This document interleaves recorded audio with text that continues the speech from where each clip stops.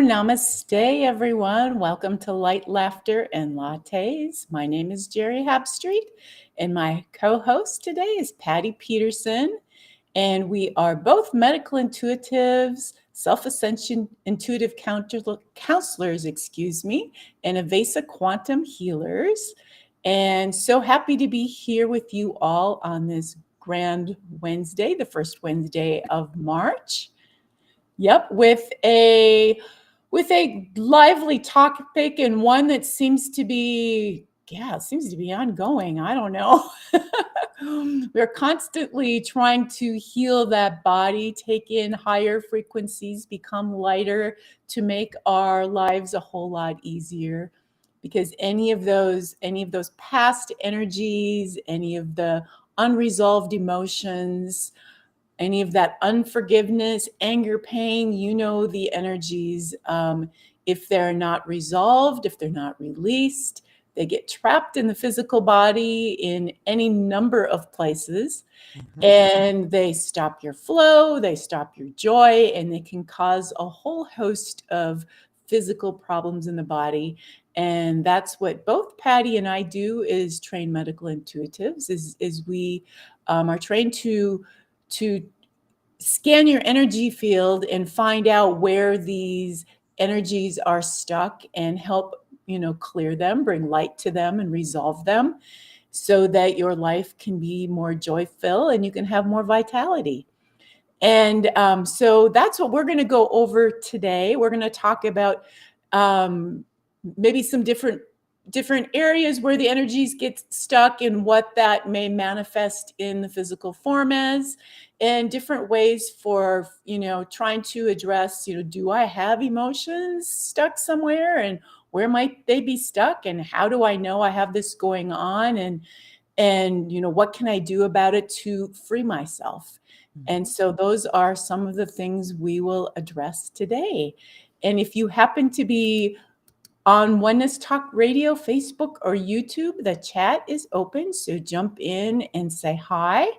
And you are welcome to ask questions of us as well in the chat if you've called. And we'll do our best to address those as well.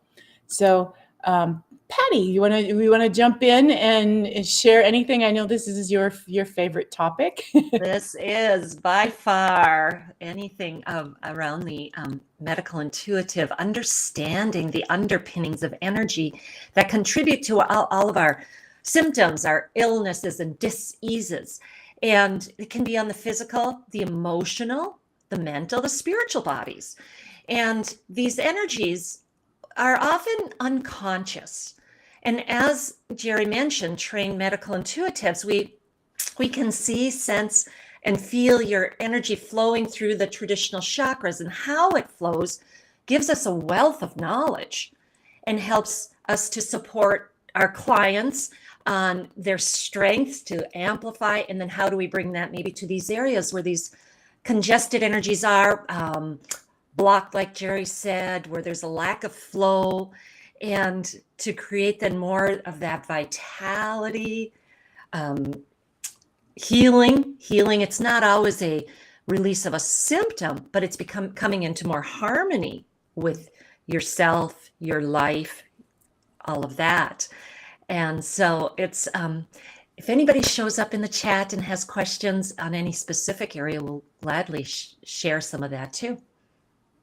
Right. And let's kind of begin. Let's begin at the beginning. So, how does this happen?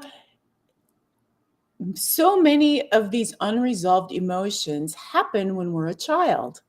And from the level of even in utero, we can start taking on, correct? Mm-hmm. Correct. Right. Mm-hmm. Right. Even as a baby, right? Mm-hmm. If our needs weren't met right away, and we're a tiny little baby and we had to cry and wait for someone to pick us up or to feed us or to nurture us, that has an imprint for the rest of our lives.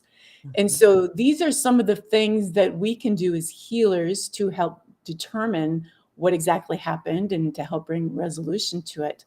But even more so than that's a piece of it, but even as a child, when we're born into our family of origin, unless it was anything other than peace, love, and joy, chances are there is something there still hanging out, unless you were allowed the freedom to, kick and scream and yell and run around and shake it out and jump, and Without judgment. without judgment. I wasn't allowed to do that. With full acceptance, right? Right? Yeah. Yeah. How many of you were allowed to do that? I mean, I think more parents are conscious now and maybe allow their kids the opportunity to do that. Mm-hmm. But I know my parents got to yell a lot at each other. And that triggered a lot in me, a lot of anger in me about, why did you give me these parents, etc. But I wasn't allowed to scream and yell and get that out.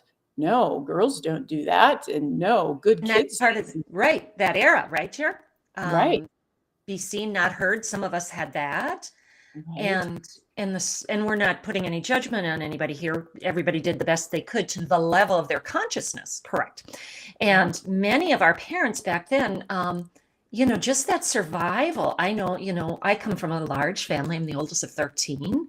My father was always working, and like you're saying, often short-tempered or impatient. But look at the stressors that they were probably under that then we, as these children, took on. Oh, exactly. Yeah. And an aspect of that is that we needed that. I mean, we chose our parents. Yes. And so we needed to go through that experience to harvest the gifts from it. But how many of us actually take the time to go through and harvest the gifts? And that's the only way that you're going to resolve those energies, is by either harvesting the gift or by doing, taking some action to release those unresolved emotions, whether it be, and we'll talk about some of the ways, but journaling or EFT or seeing someone that can help you do that. But those energies, then those angers and frustrations, I can remember, for me, it was big around the throat and the voice. I was a very clear channel when I was young, and you might call it wisdom, but I don't think it was necessarily wisdom. It was just that I was an open channel, like any child before they've had, the knocks of life and the belief systems put upon them, and information just came to me, and I would say it matter-of-factly. And sometimes it wasn't appreciated and it wasn't believed, right? And I can remember getting slapped in the face. I can remember getting my mouth washed out with soap. I can remember having strep throat many a times. And I can remember the feeling of, or I remember getting the feedback of, because I said so, just because I said so. So, just because you're young, you don't know better. I'm older, I know better. And you're going to listen to me because I said so. And it was this strong feeling for me of utter disrespect. Like, you know nothing because you're just this little one. So I know I did the flip side when I became a parent. I listened to every single wise word that came out of my children's mouths because I can remember that, right?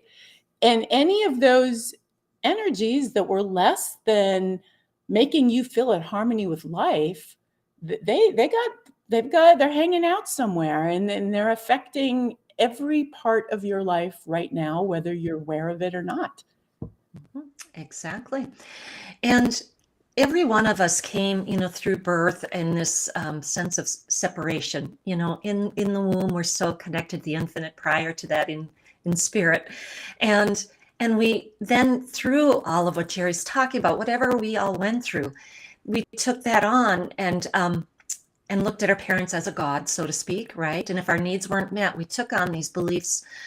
We call them life scripts. There's something wrong with me is a very common life script, or I'm not enough, or I did something wrong, or I don't fit in. And I need to be punished is another one. So that's pretty universal that we all have some form of that in our life to look at to varying degrees.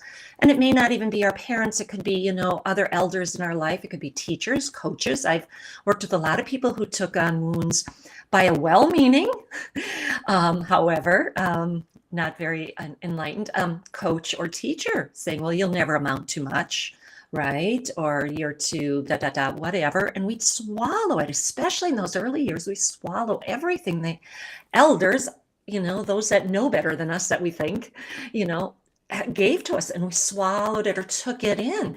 And that's a lot of what will settle in any of the chakras in our body. But as Geri mentioned, often in our throats, this truth chakra.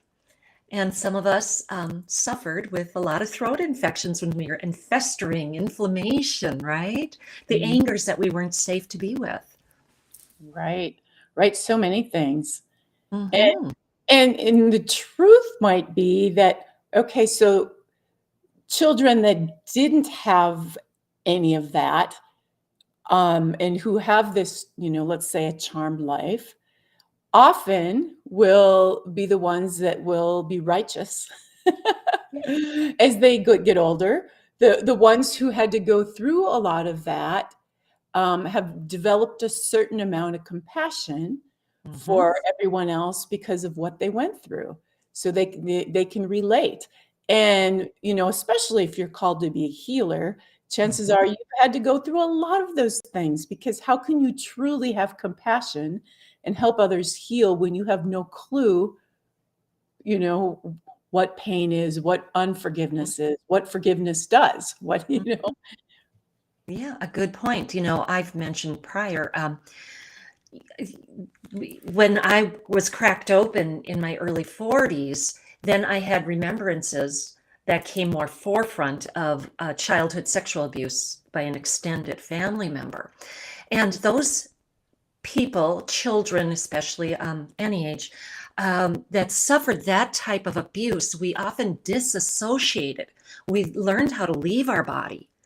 And that's one of our big challenges as in our healing, is how do I embody this and safely feel that pain to heal that pain? Because it was very, very frightening. And there was a lot of many layers of beliefs and traumas that we could take on. Right. And, and we should actually move into that right now. You had that trauma, and others. And I had a huge trauma too, my divorce, when I had to leave my children and to Boise, Idaho, and then the 7 years of court that followed, where things didn't always go the way I would have hoped them to or wanted them to. But I know there can be, especially with trauma, layers and layers and layers. Yes. And I know with me, my experience went on for so many years and so long that it was just huge in me. And for some reason, I couldn't scream it out. I wish I would have. There was times that I got back from court where I just wanted to yell, but I had like my parents there or something, so I couldn't. And those energies get held in. And I was guided for the longest time to write a book. And it wasn't that I was being guided to actually write and publish a book. It was just one method of journaling where I could get the first layer out. Because I remember it being even so much that I couldn't process it. I couldn't even talk to people about it when they'd say, why you're here. It just felt so big that I couldn't even get into it because there was so much. So sometimes you have to take some of these things, depending on how big they are, and you have to release them in layers. The first layer might be just talking, screaming, yelling. The next layer might be just starting to journal the pieces out, in a book or whatever. Yes. There's a lot of power to that writing. And I remember something I connected with years ago. He was a PhD and an MD, and he said how powerful it was to write with the written hand, moving it from one area of the brain to another. And it's extreme healing. He said it was more healing than so many methods that he uses. And I know that was through the sudden death of my husband. That was the biggest way that I could just feel safe enough to to pour out what's inside me, the anguish, the pain. And it's was so beneficial that it eventually did become a book from those journals.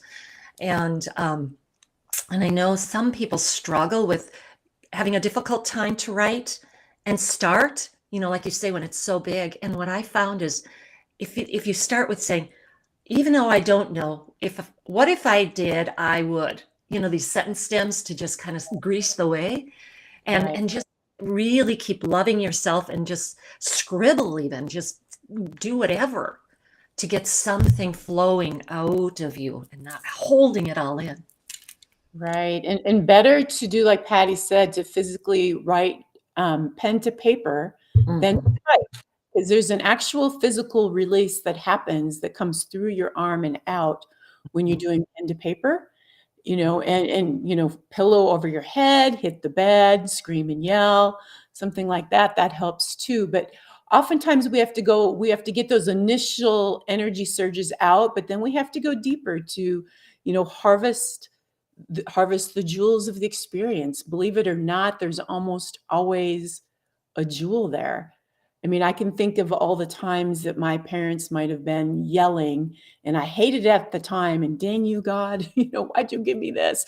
I'm this delicate little soul as a baby or whatever, and you give me this, right? Well, those times sent me off by myself. I can remember I'm leaving the house. I don't want to listen to this. And I Yes. would go down by the river. And those are the most magical times where I would disappear and float and harvest my divine connection, right? That's beautiful. I was probably doing the same thing too, Jer. I remember, especially in those preteen years, I grabbed a journal back then, and my cat came with me, and I go sit in the woods. So look how we were, divinely guided. All the healing that happens in nature, with the animals, with the water, with the writing. Right. That's big. Mm. And I can share, um, Patty said a key thing, and that was about feeling safe. You will not release this energy, any of them, until you feel safe. So you need to, whether you're going to go to someone who can help you do EFT, which is probably one of the best ways out there of releasing this stuff, make sure you find someone who makes you feel safe. Otherwise, it'll be pointless, right? Right. And even for me, I had to move out of state into another one so that I could feel safe enough to even start letting go. Because Mhm. literally, I think I held my breath for 3 years Mhm. almost, Mhm. while I was still in the thick of it. And so that's a huge, huge piece, is to really, and I can think too, when I first learned EFT, my thought was, well, I'm going to clean myself out of everything from my childhood. And I remember sitting on the airplane, tapping, tapping, tapping, tapping, tapping. And here I just find out, a few weeks ago that my hormonal issues and my part of my hair loss was affecting my pituitary, because some of these things from the past had Mhm. still not been cleaned out yet. And it was all the way back to, things with my parents. And Mhm. I'm thinking, oh my goodness, I've been doing this work for 14 years. How is that still there? But I did my tapping on an airplane, right? I really wasn't releasing and connecting the way really wasn't getting to it. I was, Mhm. touching it, going over it. But the way you're getting to it is when it brings up tears. You have to really get to the point where you're bringing up the. Right. Yeah, you bring up a good point. EFT stands for Emotional Freedom Technique, for anybody that's not fully aware yet.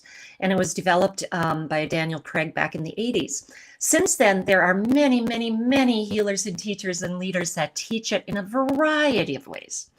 And so do a quantum healing sort of EFT, which is very powerful, and it works on the meridians, or yes, the meridians mapped out, and there's emotions with every meridian, and it's the power to release these emotions with the trauma, and we hold that trauma or the remembering the movie in our mind, and that's it. Sometimes, what comes to my mind, Geri, is that we heal to the level we can at that time with our consciousness, and And to know that when something comes up in our face, that is the time that you truly do have the resources to heal it.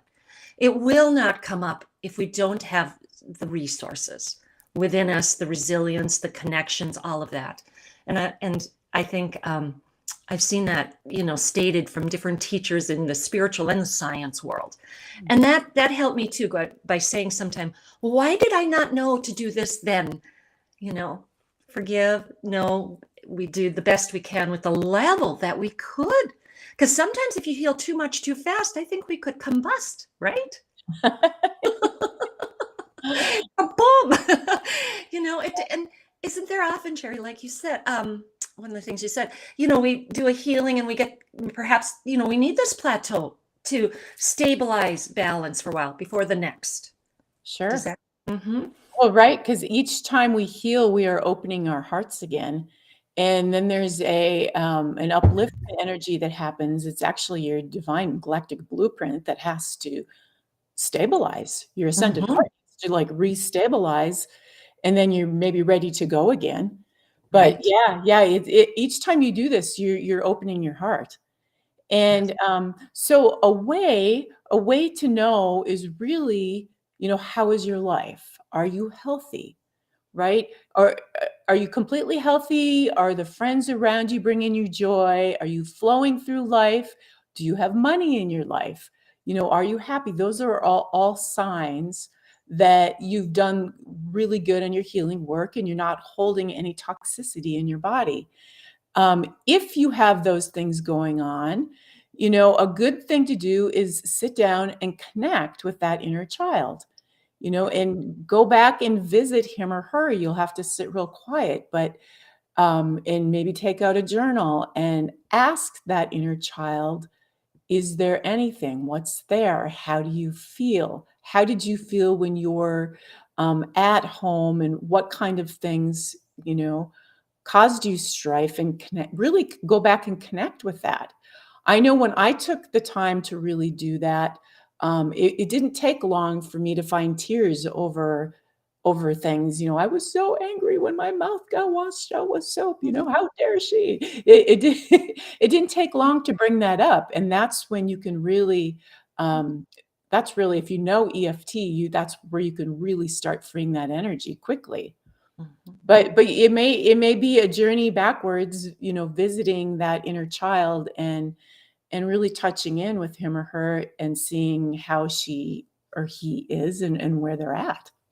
Absolutely. Every one of my clients will attest that they will get this practice many times when they're working with me, because it really starts getting to the roots of, say, no matter what age we are, and we're having a symptom or a theme in our life where we're less than, maybe it's in our partnership, maybe it's the money.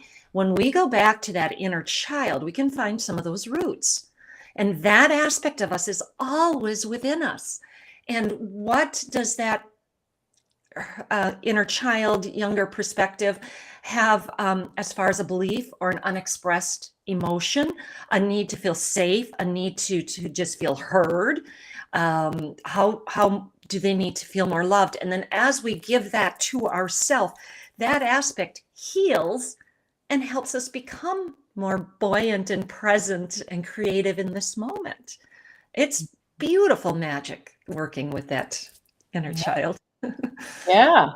And I can think, there's so many people are having digestive issues. Mhm. So many not being Mhm. able to, digest the gluten or even the grains or whatever. And there's a number of reasons. We're energetically, our frequencies are raising, and so some of these foods are out of alignment with that frequency. But a lot of it too is the digestive system, and it's around some of those things that happened as a child. And the stomach is a lot about control. Mhm. And so I had to go back too and take a look, where was control an issue when I was young? Well, I can remember being my days being kind of controlled in that you need to do this, you need to do that, you need to do all these things before you can have free time. And I can remember hiding out in my bedroom and not wanting to pass my mom, because if I did, she would shout another thing out for me to do. And I remember later in life, it was like there was nothing I wanted to do that was a have to. Like I hated Mhm. have tos because Mhm. and freedom was so ingrained in me. And same for my brother. Like, don't tell us we have to do anything. You know, if it's a want to, that's fine. Uh-huh. You know, but I have to. And so I had to do a lot of work on that. And I noticed patterns in me that were starting to develop, like OCD about cleaning the house. Mhm. Well, that's about control, trying to control Mhm. things. I'm like, oh Mhm. my goodness, I'm becoming my mom. That's what she was. And she would shout out her OCD things at me. And I was the one that had to go pick up all the pieces and put them in place for her, you Mhm. know? Mhm. So these are some things to take a look at, especially with the digestive area, because that's your area of empowerment. And so Trust. where do you feel like your power has been taken as a child, right? Mhm. Mhm. Another point to look at.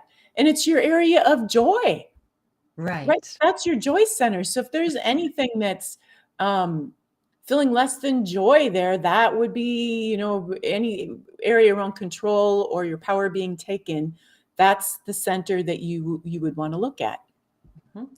Yep. It's on the spiritual level, it's that trust, can I trust my decisions? And that, depending on so many things that went on before us in our life, how much can we trust ourselves and the infinite divine within us? And claiming all our gifts, skills, and talents, you Right. know? Right. Yeah, there's a lot of rich right there in that area. And Yeah. digestion is big in today's world. Yeah, I see that. Yeah. Huge. Mhm. So can you think of any other techniques you have used personally, or you like to offer people to get to maybe some of that stuff if they want to do self-healing on themselves? The ones we mentioned are huge. And then I do a meditation, where you scan the body and you trust where you're called and you float above that area and you really tell it, I'm here, I'm listening. That we're not, wherever the body calls with a symptom, that we're not going in saying, we got to fix you, we got to change you, because Right. love and acceptance heal. And the Right. more we can sit with that, and even if it's an emotion, right, Jerry? How Mhm. healing it is when we can sit with our fear, when we can sit with our sadness and not have to change it and fix it. It's just acceptance. And often then it'll dissipate, or we'll get that deeper wisdom insight from it. So that going within and then asking that body part, whatever area it calls, what is the message you have for me? And this is a beautiful way to enhance your connection with your body, trusting what you see, you feel, you sense, you hear, and trust those messages. Keep developing that connection, the body with the spirit self. Right, right. And that would be similar to the, if you have a pain or an ache somewhere in the body, one hand on heart and one hand on that body part, the other Yes. hand, and start pumping love from the hand that's on the heart to the hand that's on that body part, Yes. sending it love that way. So similar. And don't despair if you don't get an answer. I know for me, my answers don't come immediately, or Okay. sometimes they come so fast that I miss them. And so Uh, if I just say, okay, I know it's going to come to me, I'm going to let it go. mhm, Oftentimes when I go to bed at night, it'll show up in my dream state, right? mhm. I'll be shown a plate of vegetables that I need to eat, or I'll be shown, Yes. whatever. The body will talk to you. It's just a matter of relaxing the mind enough to hear the answers. And occasionally your answer will come in the next person that you meet, right? Or it'll show up in an ad on Facebook, or it'll, so you really need to be awake. Mhm, You have to know mhm. that the answer's coming, and then you need to be awake to how it might appear, because it'll show up in the way that you can receive it. Exactly. Trusting. That's that solar plexus again, that stomach. Trust your answers will come. Sometimes it's very vague maybe, and then it'll enhance later in the day. But letting go and not being attached, I gotta have, is a key, like you mentioned. Right. Another way that many people heal these old body now, and there's a big wave, and you can just talk real briefly about their your how to do it safely, but there's a lot more about plant medicine, For right, sure. Terry, to help with the traumas. And I I love hearing how some of the doctors are starting to see the validity and the value to heal using these. Right, right. Yeah, I know there's a ketamine center here in Boise, and I think that's probably pretty popular other places, but wow, I can tell you that probably I've done 7 San Pedro journeys, and I can share that I've probably had a year's worth of healing out of each one of those. And it looks it looks like Patty may have been kicked out or frozen, so I'm gonna see if she jumps back in. But I'll keep talking a little bit about the plant medicines until she comes back here. I'll do this until she comes back. The plant medicines are incredible, and largely because if you can relax your ego enough, it'll go in and it'll heal that. There we go. I think she's back again. She's coming back in. Okay, there you are. Right? It was just mine. Yeah, it was just yours. I was still talking about the plant medicine a little bit. Good. I knew you could and- do that. There's a Yeah, storm happening outside here. Again, we're having a lot. So lots of cleansing. yeah. Yeah. I've had really good luck with San Pedro. Fabulous. It's lots of Shakti. It opens the heart. And anytime you're going to open the heart, you get lots of healing. Great luck with also magic mushrooms. Even microdoses, they relax the ego and the mind as well. And when you can be super present is when you can do your best healing work. If you're in a state of panic or anxiety or frantic, that's not the best time, because you can't be present with yourself in order to love those aspects that need to be loved. So yeah, absolutely. Do it in a safe setting, trust your source, have a Yes. clear intention. Yeah. And it can be beautiful. I haven't have had as many experiences as you have. However, I know how hugely beneficial it's been for some people in their traumas. Right. Yeah, absolutely.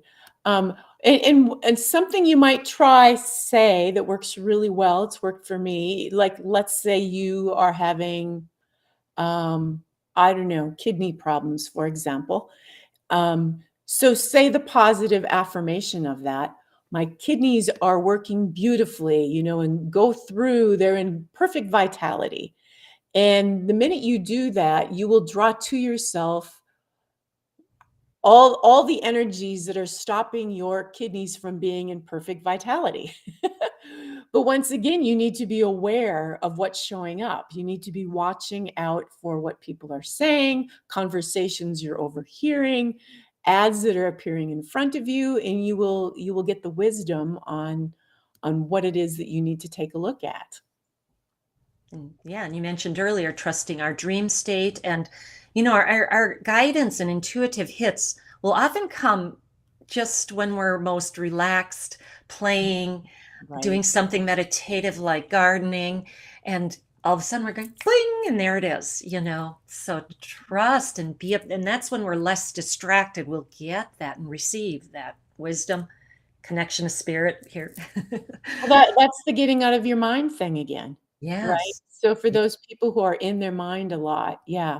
Mhm. And that's where the plant medicines can be helpful, because Right. they'll, even subtle microdoses can help relax that mind, so you can be more open to Mm-hmm. the intuition and to the guidance and to the knowings. And um, another way that I've had fabulous luck with some really profound healing is with fire.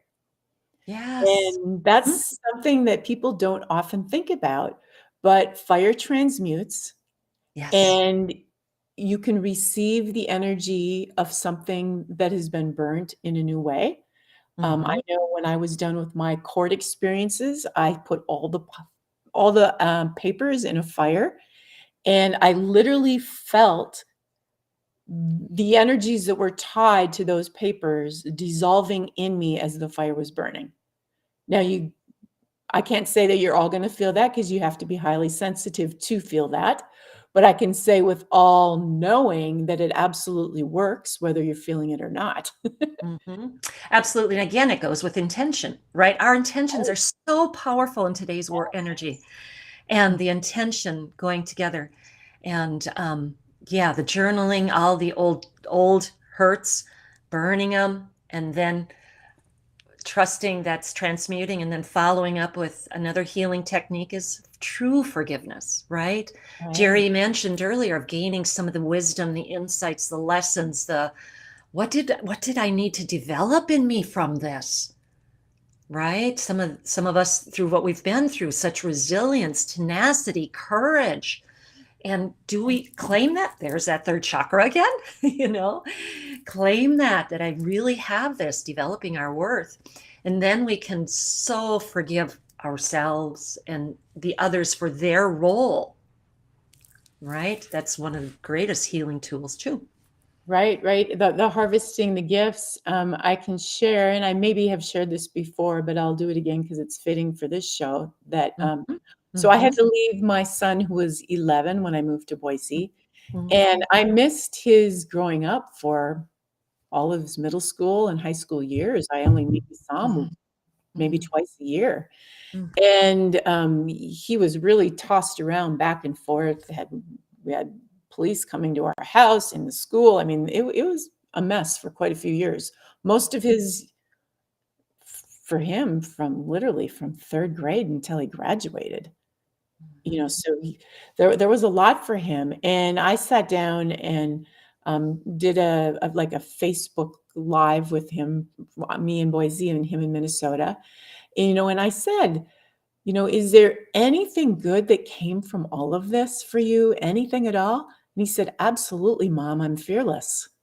Wow. And he said, "There is nothing now that I can't walk through."